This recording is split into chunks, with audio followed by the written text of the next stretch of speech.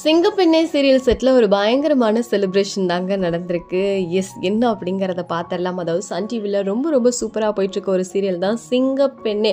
டிஆர்பியில் நல்ல ரேட்டிங்கோட வந்த நாள்லேருந்து இப்போ வரைக்குமே சூப்பராக பண்ணிகிட்ருக்காங்க. ஸோ இப்போ பார்த்தீங்கன்னா சிங்கப்பெண்ணே சீரியல் செட்டில் வந்து கேக் வெட்டியிருக்காங்க. என்ன விஷயம்னு பார்த்தீங்கன்னா 500 எபிசோட்ஸை சிங்கப்பெண்ணே சீரியல் கம்ப்ளீட் பண்ணியிருக்காங்க. உண்மையாகவே இது ஒரு பெரிய விஷயம் அப்படின்னு தான் சொல்லணும்.